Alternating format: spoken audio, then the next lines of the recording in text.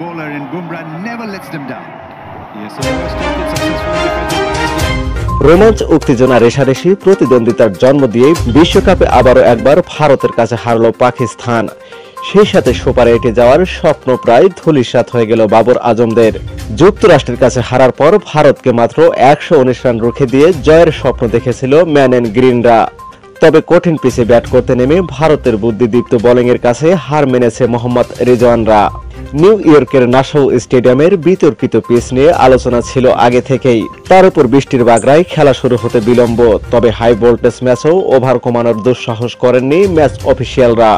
Pakistan toss জিতে ভারতকে ব্যাটিংয়ে পাঠালে বৃষ্টিতে এক দফা খেলা বন্ধ হওয়ার আগেই সাজঘরে ফেরেন বিরাট কোহলি।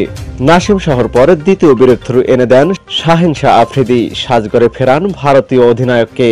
তৃতীয় উইকেটে দলের হাল ধরেন অক্ষর প্যাটেল ও ঋষভ প্যান্ট। তবে অক্ষর আর ঋষভ প্যান্ট সাজঘরে ফিরলে বিপাকে পড়ে যায় ভারত। হারিস রূপের বোলিং তোপে অল আউট হয়ে যায় 119 রানে। জবাব দিতে নেমে উইকেটের মেরিট অনুযায়ী খেলতে থাকে পাকিস্তান। ঝুঁকিমুক্ত থেকে খেলতে গিয়েও 10 বলে 13 রান করে বুমরার শিকার হয়ে সাজঘরে ফেরেন বাবর আজম। এরপর ওসমান খানকে নিয়ে মোহাম্মদ রিজওয়ান এগোতে থাকেন সাবধানী ব্যাটিংয়ে। 15 বলে 13 রান করে ওসমান সাজঘরে ফিরলে চাপে পড়ে পাকিস্তান।